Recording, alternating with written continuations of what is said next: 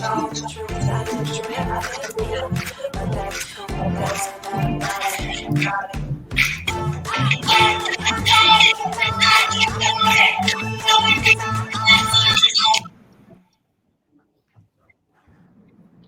everyone.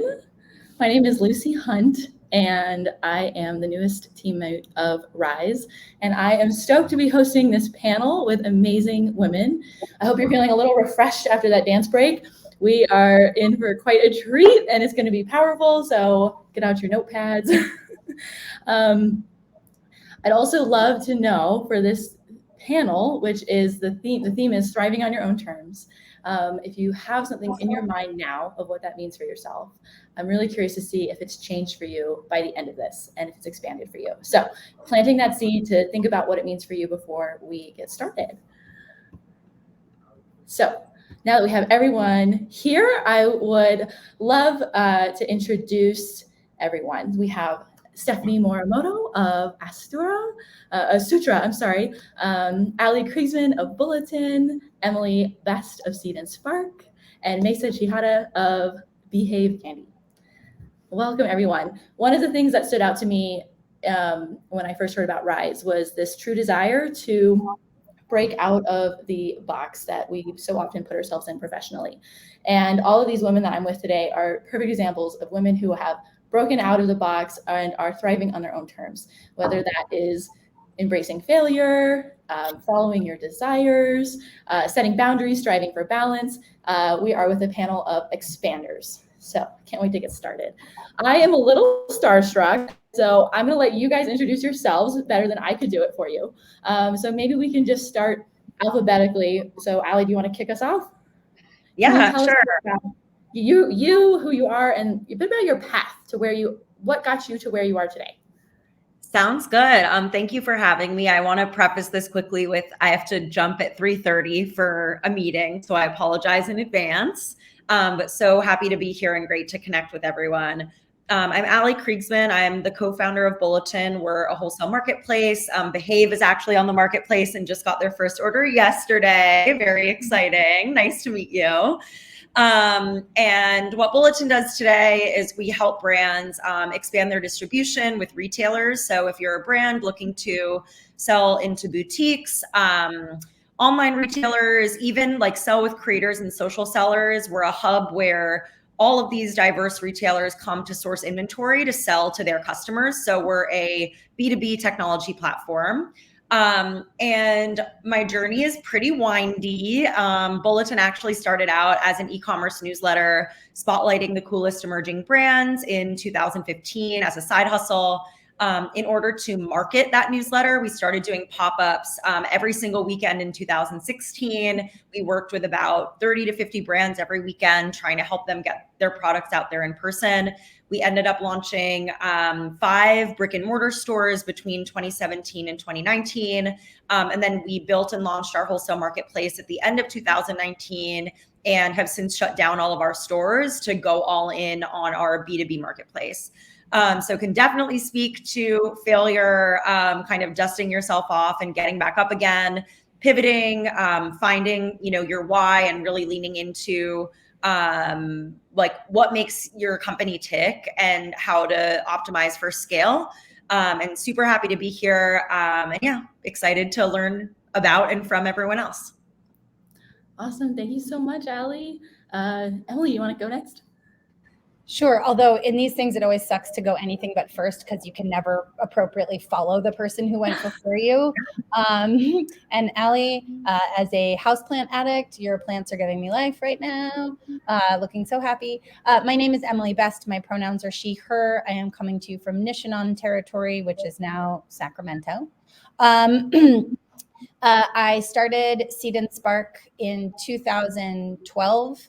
Actually, previously, I started in 2010 as a production company, but it came at this really incredible moment in history when social media platforms were on something called the open social graph, where it was really easy to connect with people who knew people, as opposed to dominated by algorithms. Before we had these things, Canon put a full frame sensor in a 5D photography camera, making digital cinema available to everyone. Crowdfunding rose out of the ashes at the 2007-2008 financial crisis, and broadband was just good enough that we could stream online. It was this incredible moment where creators thought, like, this is our time. Like, we're going to be able to do this. We're finally going to be able to, like, tell the diverse stories. Nobody's going to stand in our way. And that was where we started Seed and Spark. And our goal at that time was to make entertainment more diverse, inclusive, connected, and essential, to help resource the most diverse pipeline of creators and connect them to the audiences where they could really have an impact.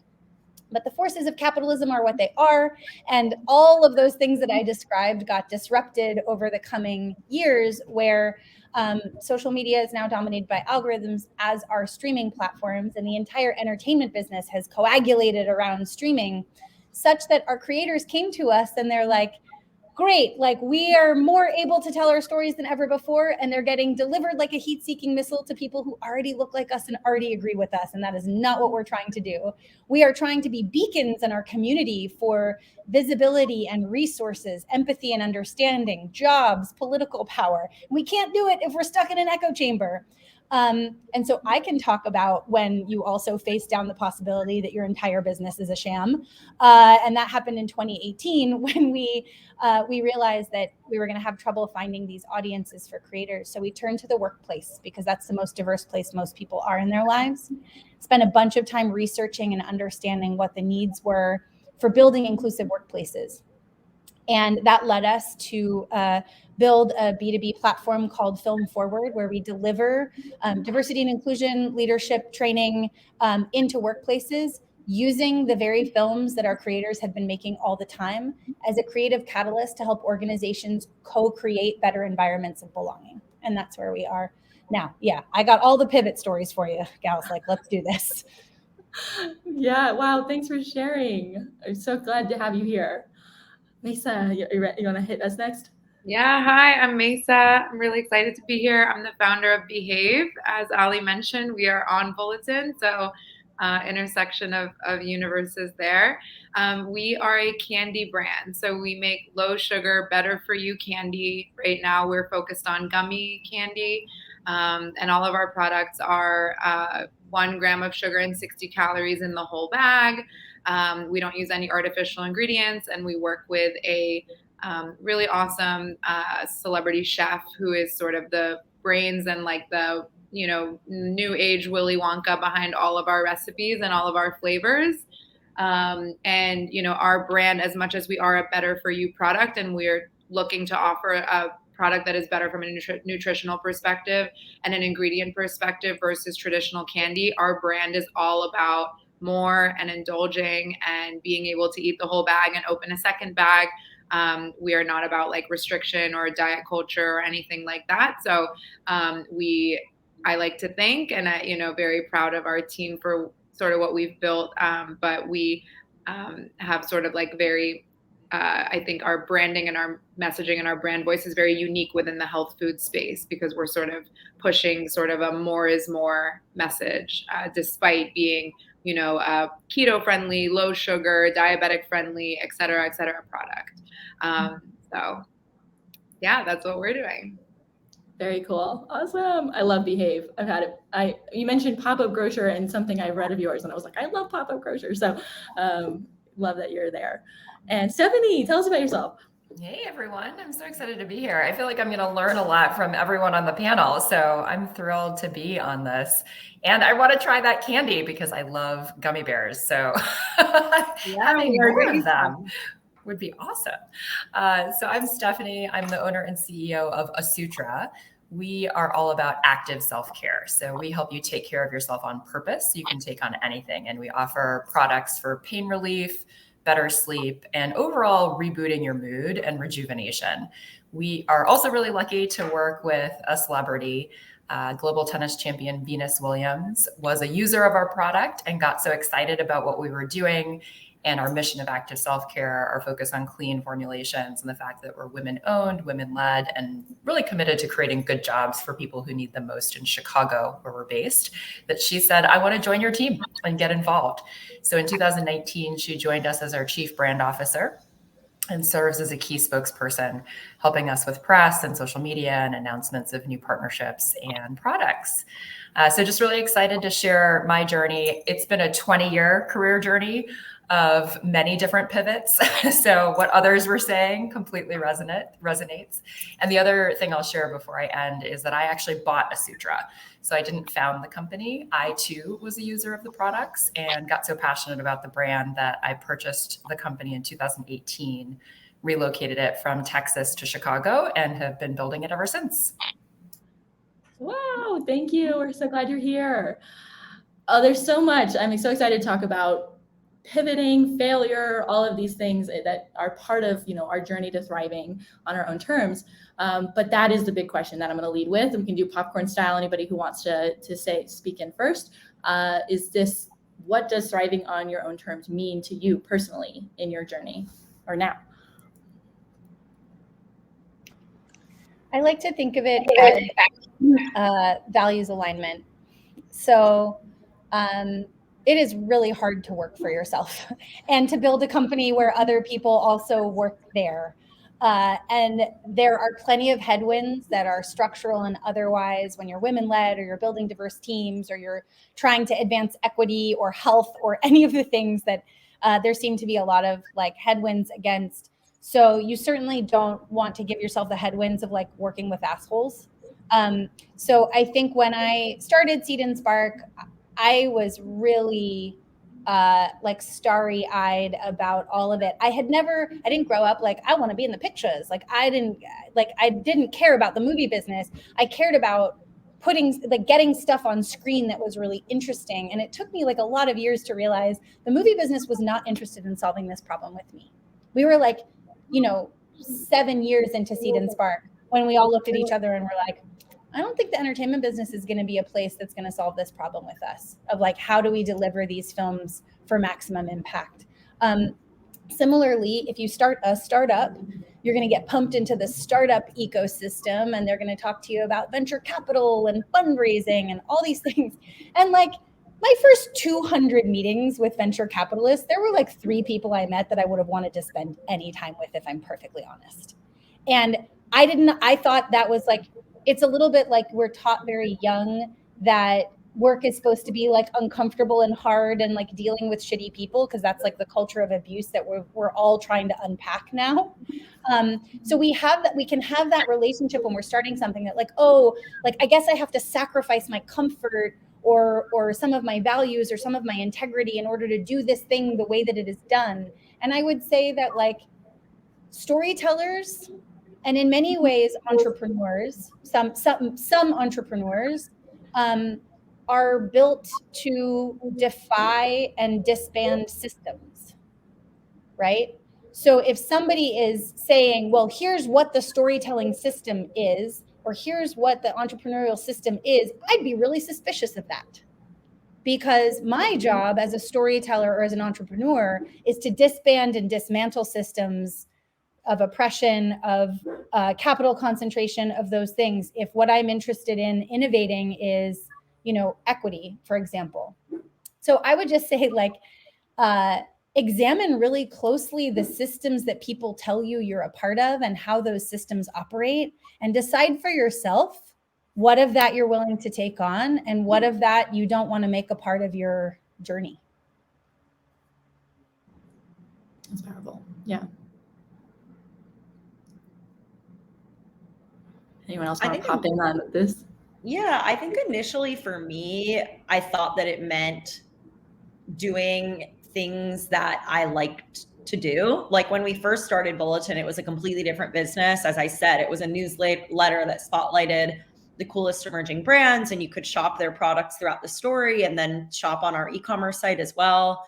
And I was I want to be a writer and I'm super creative. So I'm going to pursue this. This is me doing something on my own terms. But as the company started to evolve and pivot and move away from its initial formation, I obviously got swept up in doing a ton of work that wasn't exactly what I loved to wake up and do every day. And I think a lot of people have that misconception about entrepreneurship, that it like somehow starting something of your own and kind of building it from scratch means that you are doing more of what you like. And I've actually experienced the opposite. I feel like year over year, I end up doing less of what I actually enjoy, or thought that I would enjoy. So my conception now of what it means to be kind of building and living on my own terms is like giving myself a framework, like having the gratitude and the blessing of being able to work on something where I get to learn all the time, and I get to learn about things or learn skills that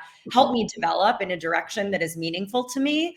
I'll give you an example. Like, I love supporting other women-owned businesses. Women get less than 10% of venture financing.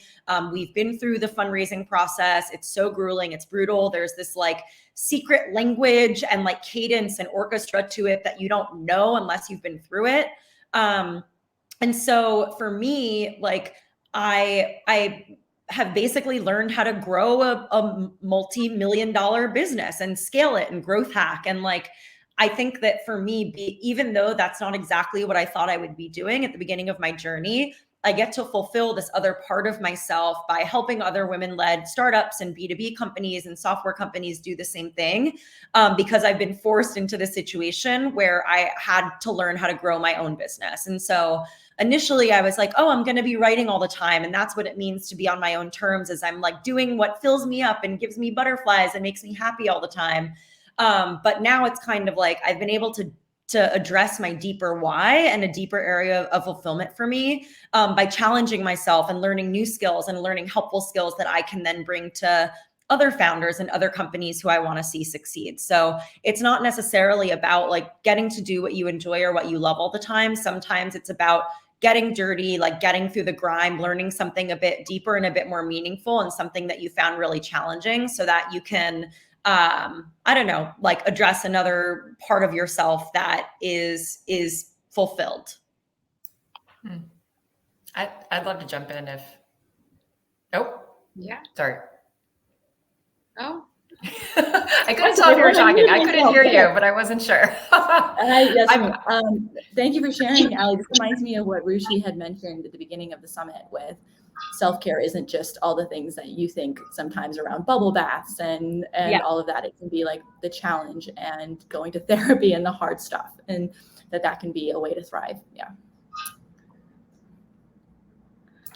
I mean, I'd love to just add, if I really love what Emily said about values. That's what we're all about at Asutra too, and what I've always been about at any company, nonprofit, or team that I've led.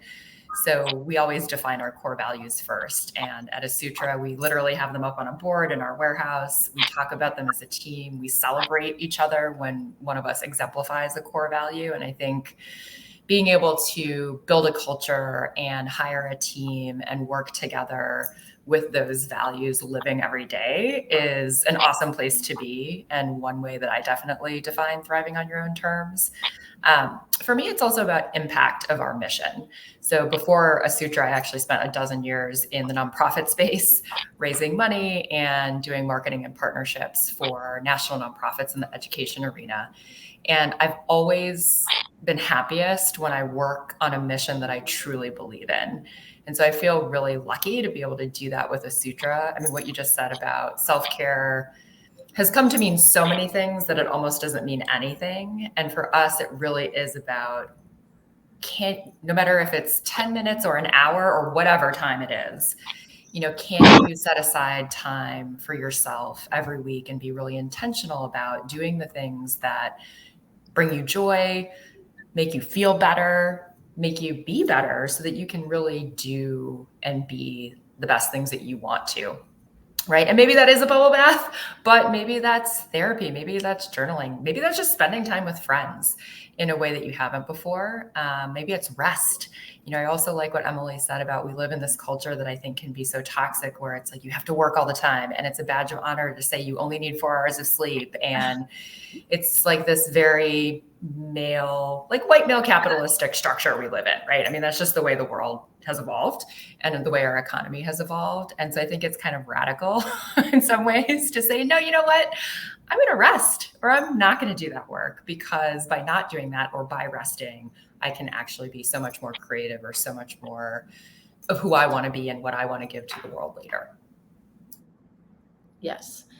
I love that we're challenging that stigma of she who suffers most wins nowadays. And I think that's by, pushing against it is really defining thriving, right? Yeah. Yeah, I'll jump in too. I mean, I think if you thought going second is hard, going last is hard when everyone has already made like the most brilliant points that I completely agree with. I mean, I'll just echo like some of what really stood out to me. I think skepticism of the system is massive, especially like in a time now where, there's still so much more work to be done, but it does feel like there is some shift happening in terms of funding for women and minorities and queer people and people that are kind of outside of the archetype of the typical like funded startup and company. I think you have to kind of go into every day with a lot of skepticism for like what the system has deemed appropriate or the right path. And for me, what that has meant in a lot of cases, and I'll just kick us off sounding maybe a little kooky, is like I just really pay attention to energy and vibes in every situation. And it sounds so unscientific and maybe crazy, but it has probably the one thing that has served me the most in finding success and aligning with the right people and aligning with the right partnerships is just gut instinct, vibe. I have turned away investors that I am so grateful when I needed their money because the vibe was off. And I have, accepted partnerships or gone down a road that maybe other people wouldn't have gone with, or maybe the data wasn't there because I had a feeling that it would work out, or I had a feeling that this was the right direction. And it's not 100% feeling. Feeling comes also from like knowing the data and knowing, being in the weeds of your business, which you are if you're running the business, or whatever type of career or project or endeavor you're in. I think like all of that is sort of to say, I think thriving on your own terms, a lot of it comes into just learning how to trust yourself, and that's been probably like the biggest through line journey from idea to leaving your job to making each subsequent decision on this kind of like path. And I would kind of bring that full circle back to the self-care topic and taking care of yourself, because I think that's another area where I've had to learn to trust myself and where I've had to learn to combat like the system or the blueprint. I came up my career in a lot of male dominated fields, sports and then tech. And then in a startup that was like an extreme, a very early stage startup, extreme hustle culture. And I think when I started my own company, the truth is there were down periods. There was time where I had free time. And I would kind of sit there and feel extremely guilty and not take advantage of the free time to rest and to like recover, to be able to be better the next day. I was sitting there anxious, and I would talk to my therapist about it. And she was like, there's a reason that you have free time now. It's to recover and rebuild, and you're not going to have it forever. So just kind of trusting, like if it feels quiet, accept the quiet. There will be a moment of like craziness ahead. If it feels like it's 5 p.m. on Tuesday and I just don't have it in me anymore, and I just need to cancel my 6 o'clock call and just go get like a cheap massage down the corner, then just do it, So just trusting that. I think that was maybe like a lot of maybe regurgitating some of what's already been said, but Yeah. Can I plus one, two things that you said in a slightly different way? And one is like the stuff that you said about vibe. I just want to point out there has been progress because women used to get burned at the stake for saying shit like that.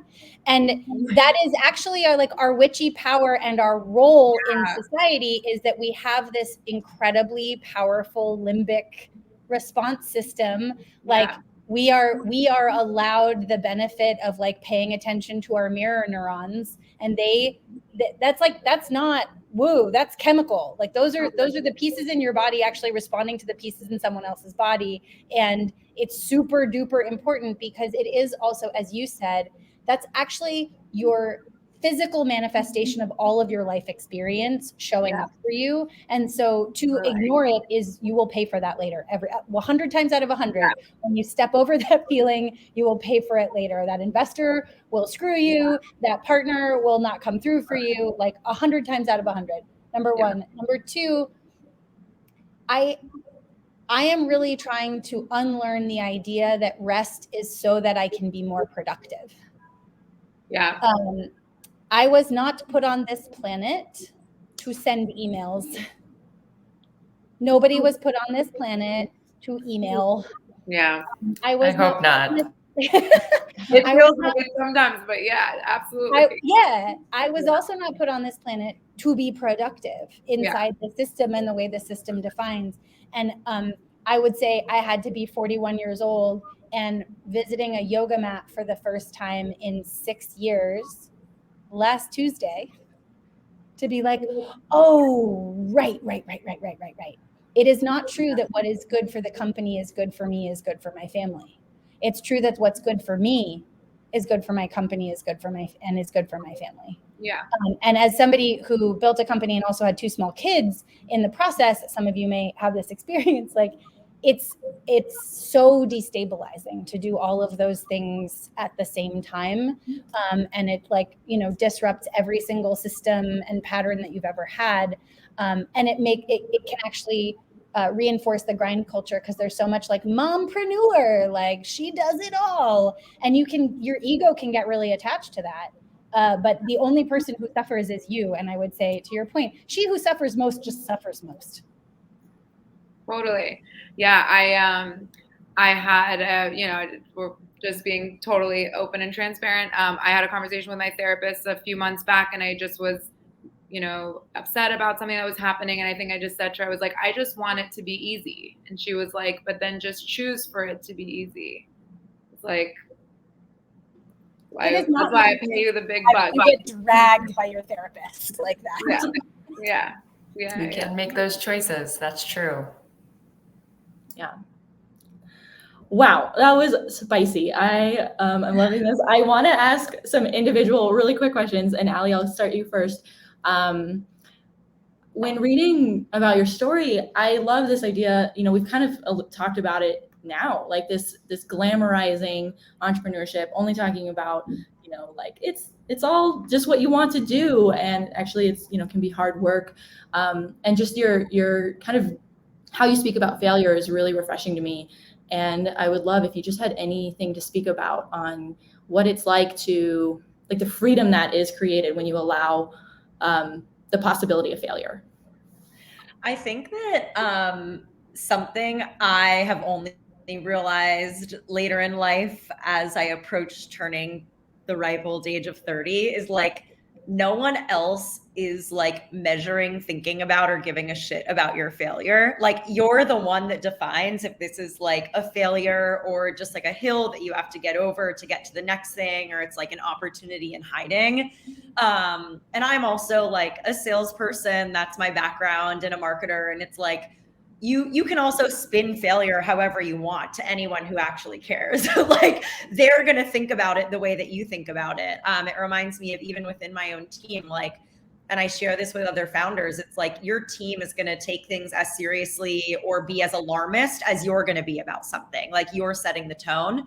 And I think for me, like, just letting go of the anxiety and the constant, I wouldn't say obsession, but consideration about what other people thought about me or my business or my pivots or whatever, it was so freeing, and it lets you kind of become like activate that creativity because you're taking that variable out of the picture. It's kind of like this dark cloud that hangs over your thought process and like disrupts your clarity when you're optimizing for what other people are thinking versus like what's best for your team or what's best for you or what's best for your customers or what's best for your business. And we've been through this. Like we literally, ran these stores and became super well known for them. Like most of our press was about these stores, and we ended up closing them and shutting them down. And like, I think this was a big lesson for us in framing for our own team and for our customers. Like the email that we sent to our customer community of like 50,000 people that we had built over the course of 2 years was like, Bulletin's changing. Here's why. Here's what it means for you. And like, that's it. And there was a lot of insecurity behind the scenes on making that announcement. And, during the pivot, anytime people would ask me, like, what are you doing? What's Bulletin up to? Like, where do things go now? I get so tense and just feel absolutely consumed with shame and guilt and like feeling like a failure. But I think what's interesting is once you actually push through it, you come out alive and like you get to the top of that hill, you look back and you're like, why was I freaking out? Like, why was I having a total mental breakdown about this? And so I think, not unfortunately, but unfortunately for people that are risk averse, I think that like you need to take the risks and experience that sense of failure so that you can get over it and so that you learn how to reframe it. I think that the less frequent failure is for you, the more you'll be inclined to catastrophize it when it does happen. So fail often, fail quickly. I know that's like an Instagram grid quote somewhere in the Explore feed, but I definitely believe in that. I think you just also gave amazing relationship advice. I just want to say that. Like you could apply exactly that to like relationships and heartbreak and like how alive you feel at the bottom of heartbreak. Yep. Because every single electrode in your body is like activated. So sorry, I just want to say, I think she just gave great relationship advice and you should also take it that way. Appreciate that. Yes, snaps to that. Okay, Mayssa, my question for you is when reading on your journey, it seems like you're just, even in this panel, you're like, in all transparency, I'm throwing it out there. It seems like, you are committed to that. You're committed to authenticity, not trying to be something that you're not. Have you always been like this? Or are there times when you felt the pressure to be something you're not? And like, how can you speak to that for people who feel like they have to conform? Oh man, that is such a great and deep question. Yeah, I think it's come with time. I don't think, and I would so deeply admire someone who first day on the first job out of college, like, barely could figure out how to put your like Ellie Tahari suit together or whatever, pantsuit, is pulling up like most authentic self in a corporate setting. Obviously, like the setting depends. My first job was in sports and it was like quite corporate, business casual environment. And, from there, I kind of went into like tech and startups. And I would say like it sort of built over time. But I think, yeah, maybe like personality wise, I'm more someone who like has a hard time holding their tongue or just not like saying things and being pretty direct and just like saying how I feel about things. And I think what I realized as I would like dip my toe in those waters is whenever I did that, it saved time, it saved miscommunication. And I worked in partnerships also. Like a lot of the type of projects always had a ton of moving pieces, internal stakeholders and external stakeholders. Things were always moving fast. It seems like partnerships, for some reason, like literally the contract is always signed the night before the partnership is like launching. It's a rule. So you're always against a time crunch. So the more you try to like, yeah, kind of like not be yourself or not be direct, you really start to realize how much that ultimately just kind of like hinders the whole process. And, I have like a story that I've told before, but something that I really also credit with this is I had a sort of mentor, my first boss out of school. He was like very senior within the company. I worked at the NFL at the time, and he was, like an older man and had a lot of credibility within the company. I was an intern still at the time, and then that's where I went after college. We were in a meeting, and I think I had a question, and I think he just like noticed me maybe out of the side of his eye. I was like leaned in. I had it kind of on the tip of my tongue, but I ended up not saying it.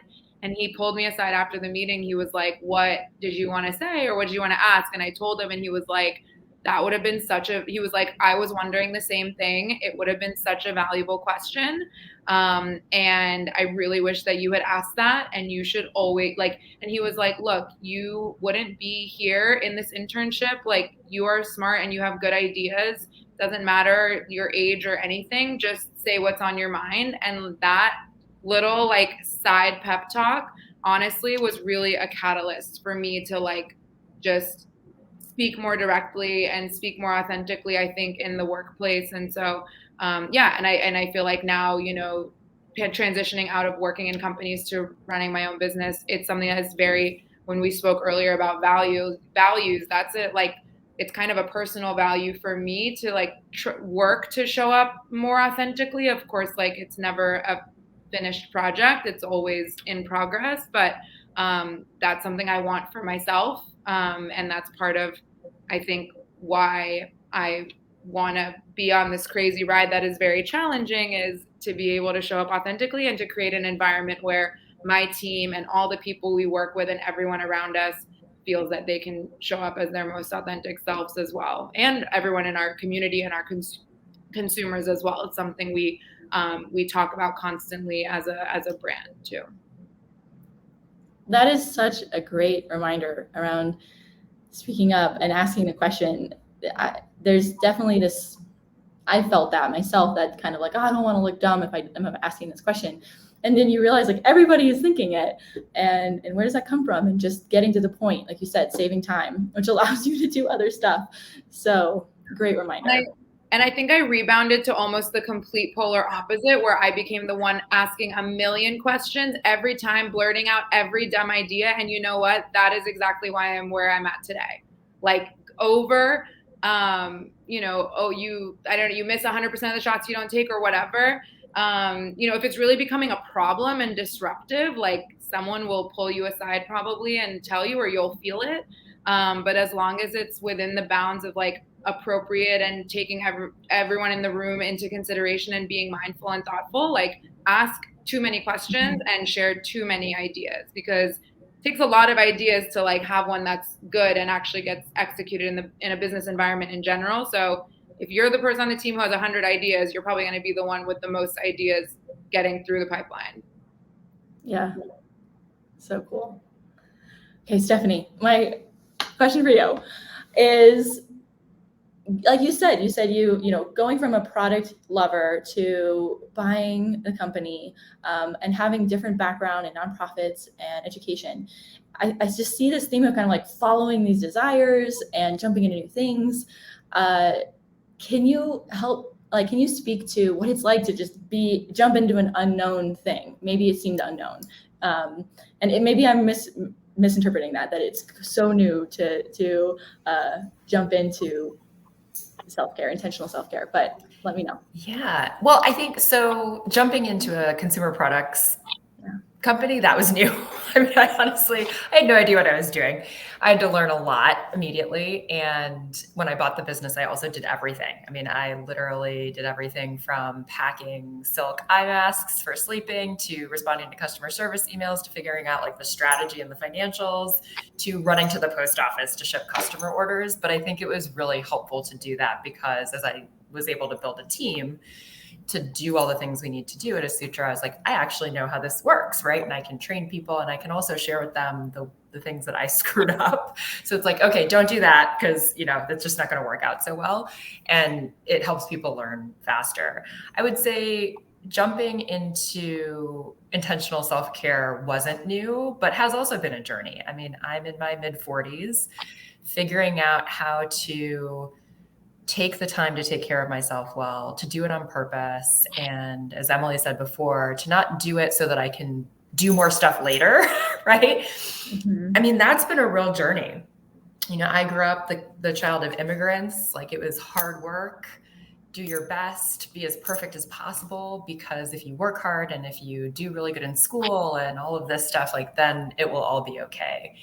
And so it was a real shift. I also had a great therapist who helped me work through those issues and really make me realize too that, I think we were talking about this earlier, don't put yourself in environments, especially professional environments, that kind of trigger the worst in you, right? Put yourself in environments and surround yourself with people who actually bring out the best in you and, in fact, help you put away those triggers, right? So I'm inclined to take on everything and to do more than I really should, frankly, to prop up other people, or because I feel this incredible sense of responsibility. And so I intentionally have a woman I've worked with at multiple places for 12 years. We always joke, we're our work spouses for sure. And she offsets that for me when I say, hey, what if I should I do this? Should I do that? Should I do that? And she's like, no. her role is to be like, stop. No, let's figure out if any of this is worth it. And maybe one of the things is worth it because it's really going to make a difference for our customers or for our team or what have you. So I know I'm not directly answering your question, but I think it's important to say, like, sometimes I think also we feel like, oh God, I should have all this stuff figured out right away. Or, you hear these panels and you think, oh, how do I get there? And it's taken me 20 years, right, to get here. And I don't think it will ever end. And I think that's a good thing. You're always changing what you need and what you want. And it's good to keep learning how to evolve to that. But in terms of jumping into a new thing, I mean, for me, I'm very risk tolerant. Like, I'm cool with risk and I'm cool with failure. And I just know that about myself. So that's why I actually need people to balance that side of me. And I also really love learning really quickly. So for me, the new stuff is always exciting. Wow. Thank you for sharing that. I think it's such a good reminder. I mean, that's Rise. It is this community of people who can both push you and rein you in when you're doing too much. So it's like that necessity of people around you that have visibility, it can check you, all of that.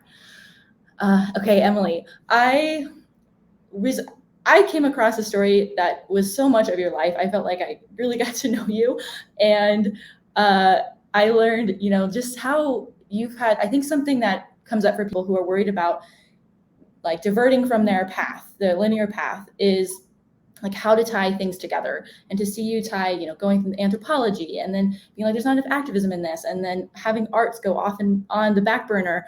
How, can you speak to the people listening about how to tie things together and create your own masterpiece? I feel like I would be making really big bucks if I could actually answer that question sort of solidly, because I think some of it is that hindsight is 20/20. So if you're a curious person and you're pursuing a lot of avenues, things will feel really disparate. I mean, I left college after studying anthropology and I went to Barcelona to study music. And while I was in Barcelona, my job was as a tour guide for English bachelor parties. I don't recommend that job for anybody who would like to know more about that. What I think is interesting about all of us on this panel is like, we're risk tolerant for different reasons. Like, so I grew up the only child of divorced parents. So I had a lot of emotional responsibility in my household. And my dad would take me out into the ocean from a very young age, very long distances, just the two of us, where like I had a ton of responsibility for our survival at a young age, right? So I was bred to be risk tolerant in a certain way, and not everybody is. So I do think that in the absence of like a ton of appetite for risk as a neurological system piece, because I would say that we're all probably like wired this way to some extent. Purpose is the other way that makes you take risk. When you really fucking care about something, when you really, really care about something, you will take risks to achieve it, defend it, whatever. And so, so for me, I was always chasing things I really cared about. And what I would discover over time is like they were starting to converge. right? I always really cared about stories, but like for a while it was like, I don't care, like movies, music, plays, whatever. And over time, I got very interested in film because of its capacity for scale, for reach. I never gave a shit about technology, and there are members of my team who will be like, she still doesn't give a shit about technology. But I see it as a tool, right? So to your point, like I'm learning a bunch of things because I have this purpose. Like I don't have a huge risk appetite around tech. I'm not an early adopter for a lot of things. Most of it annoys me. And I also am like very critical of how quickly cool things get co-opted by capitalism for like consolidating wealth. NFTs. And that is like a place where like I have my own sort of like moral battles, but I will build a technology company and I will learn what I have to do because I can see that it serves this purpose. But I think this notion of like that masterpiece that you're talking about, it only happens in hindsight. You can only organize your life around where you arrive today once you've gotten there. And then you can look back and be like, oh shit, like those things were weirdly related and I didn't see it at the time. So, I mean, I think I have the benefit of like being over 40. Like that, and I really get why they say, oh, like 40 is this really interesting moment where, you know, in your 20s you're trying to figure out who you are, and in your 30s you're trying to figure out how you want to like interact in the world and what kinds of, you know, impact you want to have. And then you get to your 40s and some of that gets like synthesized over time. So some of it is like, don't rush it. It's okay if you don't have a clear thesis around your whole life. I didn't. And that's how I got here, is because I was curious about this and curious about that. And I like went deep in a lot of different directions. And it gave me a lot to work with when I was finally like, aha, you know, like and I still have those aha moments all the time. You know what I mean? Like I was way deep in entertainment when I was like, entertainment doesn't give a shit about actual purpose-driven, like really what it takes to distribute purpose-driven content. And so I had to have another aha moment about what that would take. So yeah, it's all in hindsight. Wow.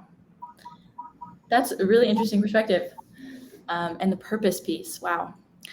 We are just about at time. I would love, though, if to wrap up, we could, if, you know, one of the prompts that I wanted to get to was this idea of, or this question around what's next, right? We have, like you said, the hindsight. We're all, everything that brought us to here. But is there, if maybe like one or two sentences, I know it's hard to cut down that much, but what is something that you're most excited about in the future, or in a way that you're excited to continue charting your own path? Anybody wants to start?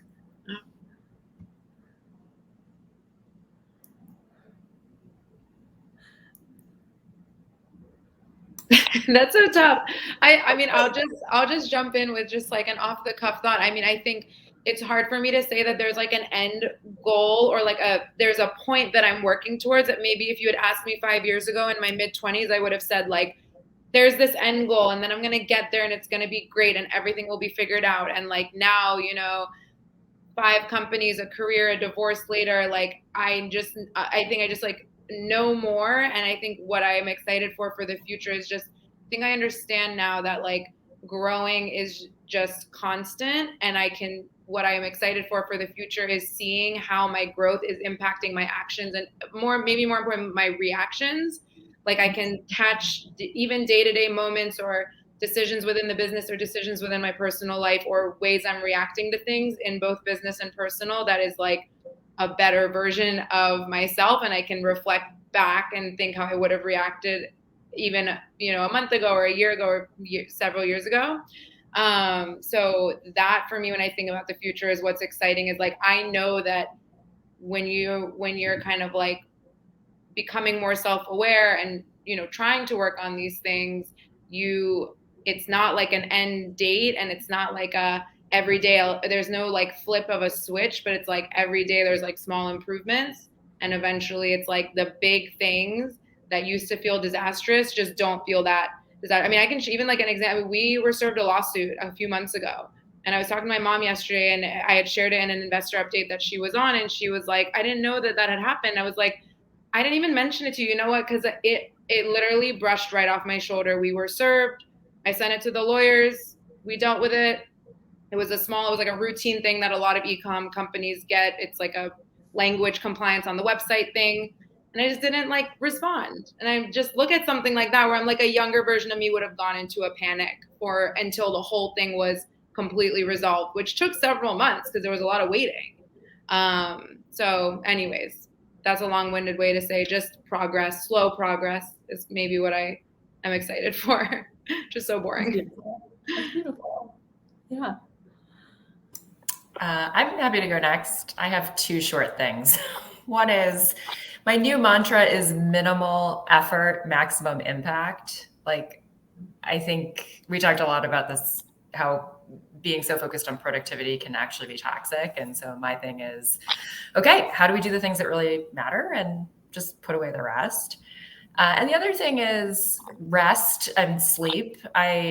Whenever I'm on these panels, I actually talk about how important I really do think sleep is, which I know we didn't talk about here per se, although we talked about rest, but like really truly get a lot of sleep. Okay, that's like the message I want to send to people listening. When you're young, it can feel like, it doesn't matter, I recover so quickly. But it really does help you like make better decisions and deal with the crazy things that happen without panicking, be more creative, and just be a better person. And I think, as Emily said, it's like we don't have to all be here to do stuff. Actually, my sister-in-law just shared this thing with me yesterday where she said, in a lot of Native American cultures, it's actually about like just being here, just existing on this planet is enough. So I'll end there. Wow. We're here to just like be weird and observe things. That's actually what we're here for. And like, there's a lot of pleasure in that. Well, one thing I know I'm doing for myself is putting a lot of things in my cart from Asutra right now while we have a lot of sleep products in my cart. And for those of you who don't have control of your sleep because you have very small people who come into your bed and kick you in the face, like it does get better. I've heard. I don't know yet, but I've heard. Yeah, for me, what's next is really a new relationship to myself that is making it okay for me to take care of myself because that actually benefits the people around me. That's a harder lesson to learn than I think people give it credit for, because women are absolutely told that our suffering is virtuous in everything, in work, in relationships, in childbirth, in parenting. And that's not true. That's because they burned the witches that knew better. So, so I would say like reconnecting with whatever that witchy power is that allows me to like stand in my own like health and well-being. Yeah, that's just echoing the other brilliant panelists. Thank you so much for having us and for introducing me to these amazing people. Yeah, thank you. Thank you all for being here. It was such a treat to have you and get to know you a little bit more, and look forward to continuing to see you guys thrive. Yeah. Thanks for having us. Thanks. Thank you. Bye. Bye, all.